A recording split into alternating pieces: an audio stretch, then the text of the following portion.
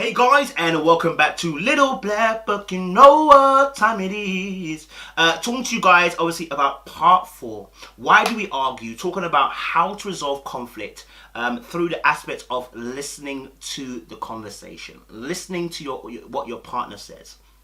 Guys, if you are new to the channel, do me a favor, do yourself a favor, make sure you like, share, subscribe, click on the bell button for notifications of the uploads. And for those of you who are returnees, you already know the motto. You got the minerals, you got the minerals. Alright, let's get into it then. So part 3, we spoke about the last one. If you haven't watched it, go and watch it first. We did speak about the listening and why people don't listen. We're now going to talk about the implications of not listening, how that impacts your partner, and also as well, how do we resolve these conflicts as well? How do we resolve a conflict when we feel like our partner isn't listening? What must you do if you've been accused of not listening? Okay, and so we're gonna get into that as well. So, point number 1, I'll talk about why do these arguments take place. Well, when you speak to your when you're speaking to your partner, and maybe you're in a conflict or you're in a disagreement, one of the things that needs to be understood is that when people feel unheard, they feel unseen. When the person feels unheard, they feel unseen. The Bible lets us know that faith cometh by hearing the word of God, and we walk by faith and not by sight. So I can't see you unless I hear you. Do you understand? How can two walk together unless they agree? We are not. It doesn't necessarily walk together physically, but how do we walk together as bros, as sisters, as brother and sister? Like, unless we agree on our viewpoints and the way that we see life, attitudes and values, right? And so these things are coming. So when people don't feel heard, they don't feel seen. So now what you're saying is that person's now invisible and they're not important. So when you don't ecoute, when you don't listen up and open your ears and say, I'm listening to you now, okay, and I'm hearing your points, the person can feel what? Unseen due to not being what? Heard. All right. Point number 2, why arguments can take place. When you don't listen to their point of view, you make their point feel invalid. You make them feel like their points are invalid. They don't hold no worth. They hold no weight to you or your relationship, okay, that you hold at the moment. Whether that's your boss, whether that's your partner, whether that's your brother or sister. When you're not willing to listen, you're saying that what you're communicating to them is your point is invalid. It holds no weight here, okay? Yeah? Remember I said about altered state, thinking that you're higher than and better than everybody else. Point number 3, when you fail to address, or because you're not listening, you might fail to address some of their points. And when you fail to address some of the points, frustration can kick in on the other person's side because they're having to explain this over and over and over and over again. Right? And so when you miss the point of what they're saying, and I'm sure you guys have been in arguments where you said, that's not the point I'm making. Listen to what I'm saying to you. At that point, what the person's saying is that you're not actually adhering to what I'm saying. And we're going to address that, how to resolve those things. But, at that point, that person feels a frustration because it's like, I've explained this to you so many times. Why are you not getting it? And it's because oftentimes what's happening to both parties is that we are defensive at that moment. We don't want to concede the ground that we're on or the territory we're on because we only see win and loss, right? We only see win and loss. Because there's other discussions where, someone's done something clearly wrong and you mention it to them and go, yeah, you're absolutely right, my bad, sorry. It's resolved, right? But when we have, I call it attritional beef, meaning that both sides are batting boxing gloves at that point, okay? It's because oftentimes, again, sometimes when we're talking about not listening, when people don't listen and people get frustrated because they're having to repeat over and over and over again. Trust me, it gets boring when you have to repeat it 3 or 4 times to somebody. Point number 4 is also that when you fail to communicate or failing to listen to the person, what you're also can be promoting to a person is that, again, you're listening to respond and you're here to win. And when the person gets the hump that you're trying to win the argument rather than listen to them, they then go into win mode. And now because one party wasn't listening at first, the other person can take a decision. And let me tell you something, it takes so much strength and courage, okay, When you feel like, I want you to listen to what I said, when you feel like the other person has gone into win mode, or I should say game theory mode, okay, that they want to win the argument, and it takes so much strength for you as an individual to say, hey, I'm not going to play the game. I'm not going to go into win mode. I'm going to go again and explain what I've said. It's not about winning. It's about resolving. Okay? It's so difficult when that happens. But that you see, when you don't listen, you can put that person into a mind frame where they want to retaliate rather than listen. Do you understand? When you don't listen first, you can create a chain effect. All right? And the last point is that your failure to listen could be a trigger for that person. You know, imagine if that person has been through life where their parents never listened to them or their friends never listened to them. Now you've got a relationship with them and you also don't listen. You trigger that person and they can either shut down or they can go into vicious dog mode, fight or flight mode, right? But what's happened is they've been triggered by an emotional response. They've been triggered by a past experience coming into the present because there's similar behaviors that are triggering something from the past in them. And so Christ says something to us, says, listen, the prince of this world cometh, but he has nothing in me. There's nothing for Satan to trigger Jesus with. No. Me, I'm clean as a whistle, mate. You know what I mean? Yeah? And so that's how we have to almost look at relationships.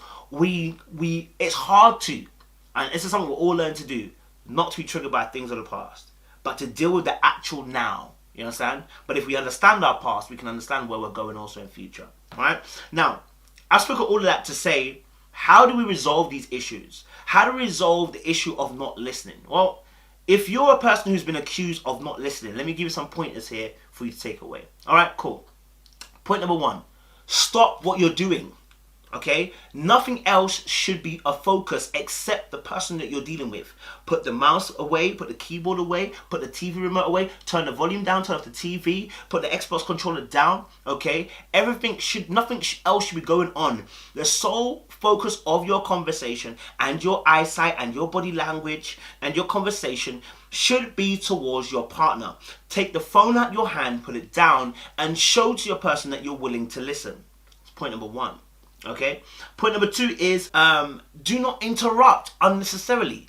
And I say that in a point of don't interrupt unless you're asking to what? Clarify. You see, oftentimes what happens is people could be telling their side of the story and saying, listen, this is how I feel. And then the person interrupts the flow of the person saying what they're saying to interject like, oh my gosh, no, but this is how I feel. Shut up. Keep quiet.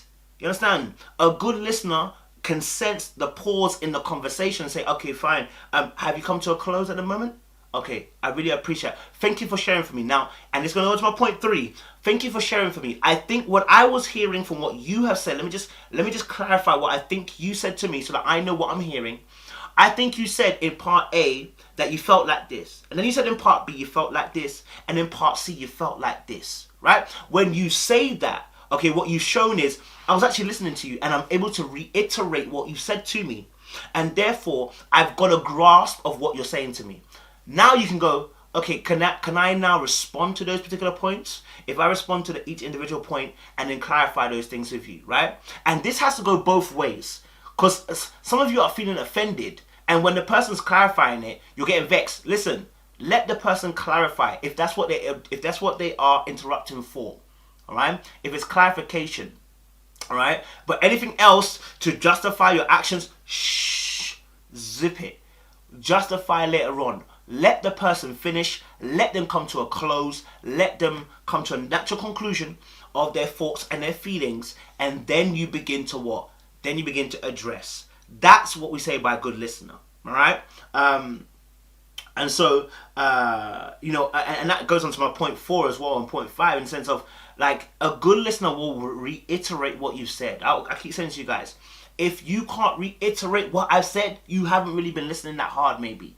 You know what I'm saying? So look for the opportunity to be able to summarize what the person said and present it back to them so they know, oh, he or she has been listening. And so also you can deep it. If you can reiterate, you know what the points they were making. And therefore you can actually begin to consider what the person actually has said.